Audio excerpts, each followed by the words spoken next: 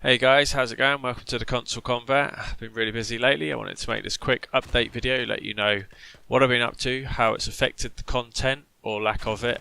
Sorry if you've been hoping for more squad guides or anything like that, but seeing as we're at the start of a new year, seemed like a good time for an update.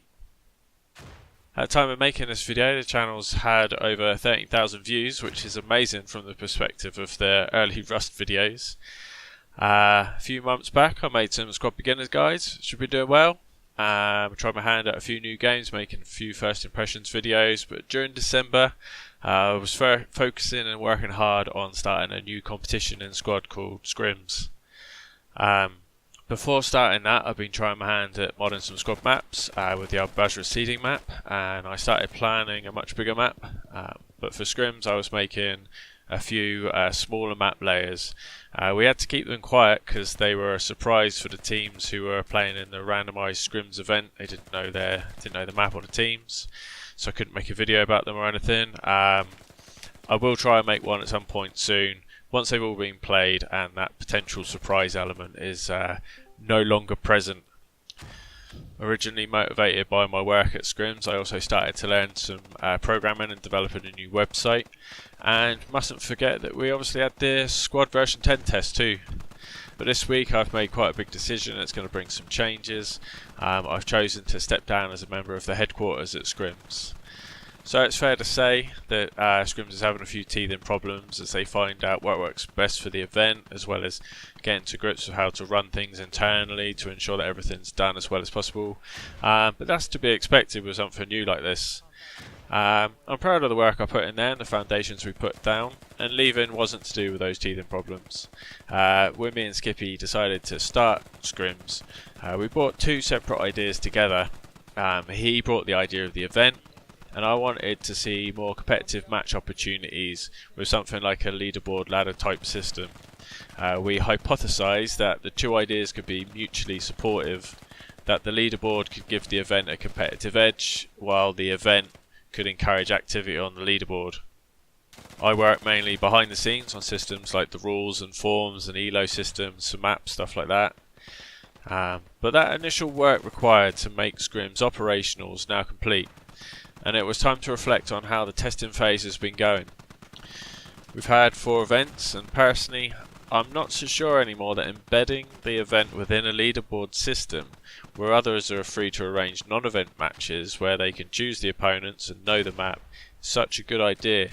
My concern is that the teams will have an incentive to avoid the event and to arrange their own match instead, in the hope of maximising their chances of climbing the leaderboard, or that teams might avoid signing up for the event for fear of being put up against strong teams and losing points that they've already gained.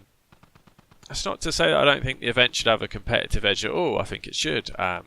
Just that embedding it in the same ladder, in the same scoreboard type system, might not be what's best for the event.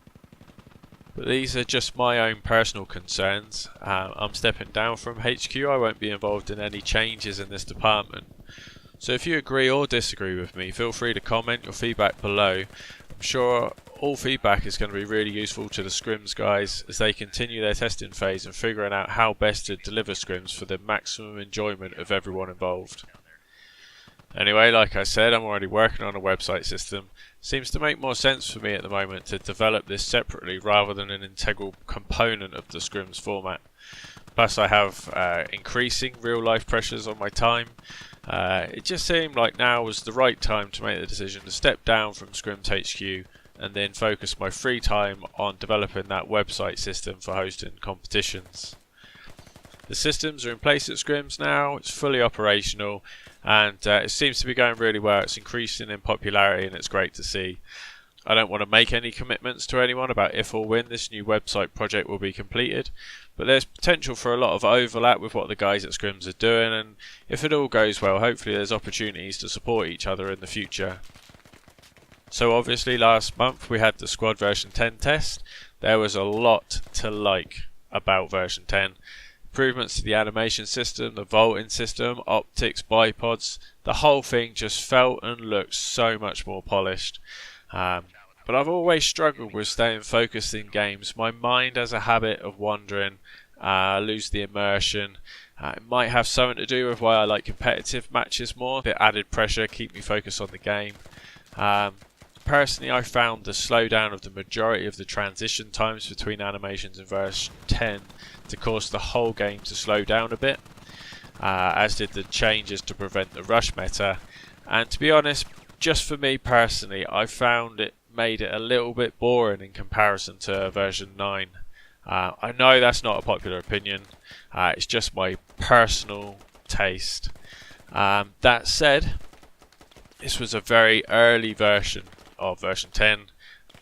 Many things could change, maybe some of these things would be sped up a bit. There's no way for us to know right now, and I admit that the more I played it, the more I got used to it, and I started to enjoy the improvements. I really did love the vaulting optics, changes to the US red dot, recoil changes. There was a lot to love. Even if version 10 comes out exactly like the test but without the bugs, it's still going to be a great game. It's just I found myself playing quite a bit more Counter-Strike and PUBG since the test. Maybe it's to do with how busy I've been with SkrimZ and new website development. I've just felt like I needed to play faster games to give my mind a break. So how this is all going to affect new content for the channel? Well, the stuff I'm working on, website and maybe new maps and things like that. If the right time comes up to share that, obviously I will make a video about them. Keen to try out the new releases, like Squad version 10 obviously is top of the list, as well as H-Hour 1.0. I've been playing a lot of PUBG. I was lucky enough to win a copy of Star Citizen the other day, which was great. But I don't really want to make videos about these games just yet. Not until I've got a noteworthy video idea or recorded content. Can't imagine there's too much demand to watch videos of someone sneaking their way into the top 10 of a solo PUBG game only to get shot by the first person they see, and that seems to happen to me way too much. I've got some friends playing Rust again. There's a chance I could make another Rust video. There's a lot of room for improvement for the old ones. That could be a lot of fun.